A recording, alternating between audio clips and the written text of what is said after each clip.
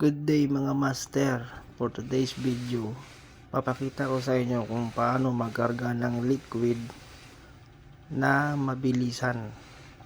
So ito, magkakarga ako ng at least 70 kg na R438A.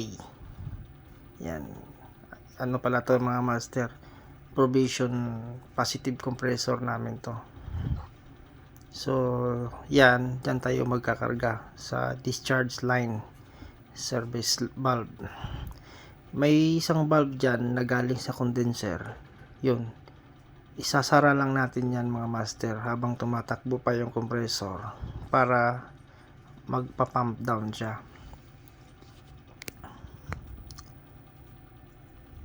So sa ngayon tumatakbo pa yung compressor natin mga master. May 14.1 bar na discharge pressure. So sasara muna natin para mag-umpisa na siyang magpa-pump down. Ayan mga master, nakasara na. So habang tumatakbo pa rin yung compressor natin, ilalagay muna natin sa manual mode para pagka na-reach na natin yung gusto nating discharge pressure, may off na natin agad. So ngayon umangat na siya, nagiging 15.4 bar na siya. So siguro mga 16 pwede na. Ayan, 16.6 bar.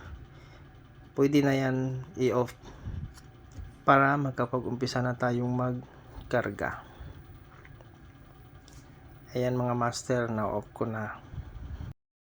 So dito na tayo sa discharge line service valve mga master. Bubuksan na natin para makapag-umpisa na tayong magkarga. Ayan, as always, puporging tayo.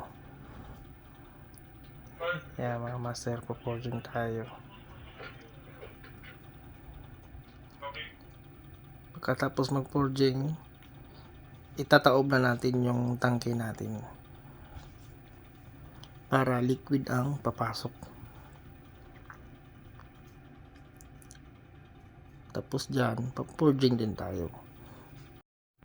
So ayan mga master, kung may mga ganito kayong klaseng compressor, pwede nyo itong panoorin yung video at gayahin nyo lang kung gusto nyo nung mabilisang pagkarga ng liquid sa system.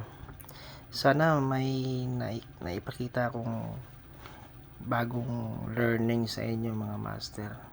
Maraming salamat. Hanggang sa next video na naman. Salamat mga master.